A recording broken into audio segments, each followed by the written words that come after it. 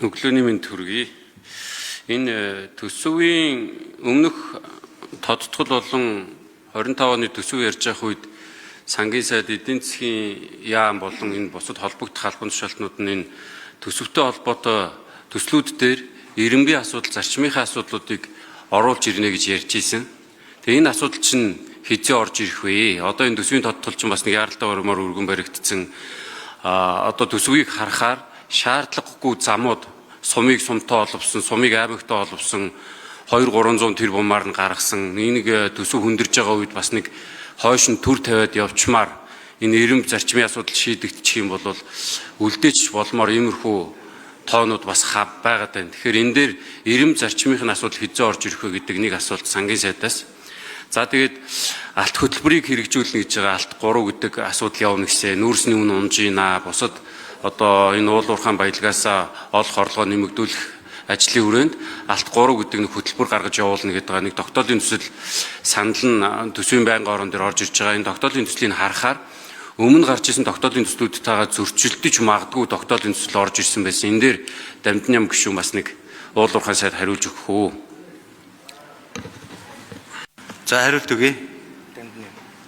Дамжин ям. Гонгорын Дамжин ям сайд хариулт өгье.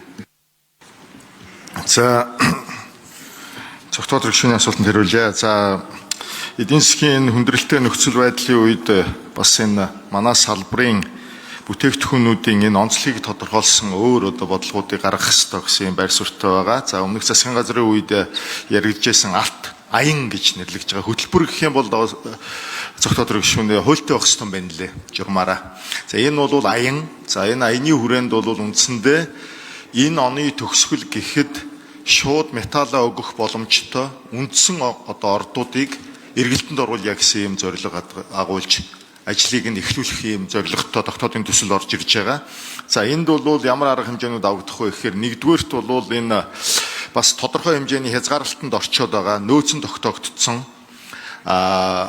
үйлдвэрээ барьчихсан ийм ордуудыг үндсэн ордуудыг шууд эргэлтэнд оруулъя.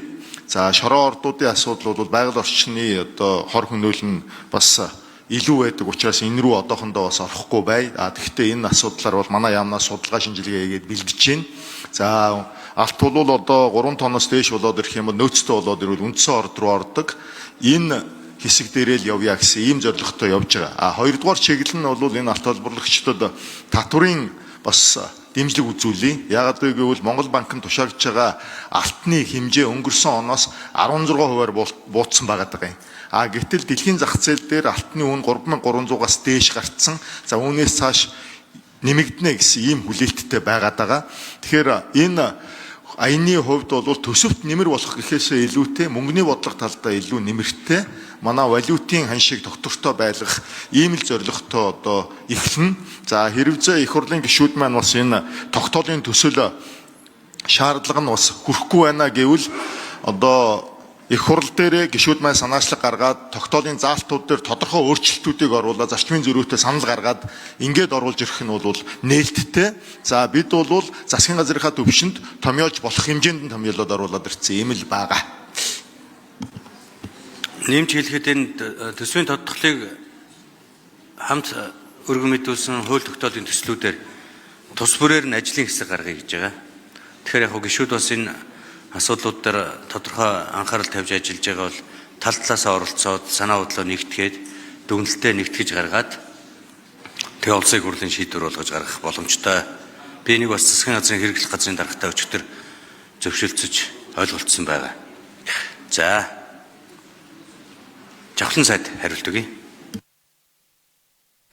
За цогтоод гишүүний асуултанд хариулъя. Одоо бид төсвийн хүрээ буюу макро хязгааруудаа ярьж байна. Тэгээд таны ярьж байгаа асуудлууд төр хөрөнгө оруулалтын ирэмб зарчим энэ асуудлууд бол нөгөө төсвийн төлөвлөлтийн үед яривал илүү их дэлгэрэнгүй мэдээлэлтэй болцсон байна. Тэгэхээр 2026 оны төсвийг бид энэ жил 9 сарын 1-нд өргөн барих цаглбартай. За тэр үед илүү их тодорхой болно. 7 сарын 25 гэхэд яамдууд яг саяын таны асуусанчлан хөрөнгө оруулалтуудынхаа ирэмбийг тогтоогоод саналууд нь ирэх учиртай. Тэгээ одоогор бол шууд мэдээлэл өгөх боломжгүй байна. Тэгээ 9 сарын 1-нд илүү тодорхой ярих боломж гарах байхаа гэж бодож байна.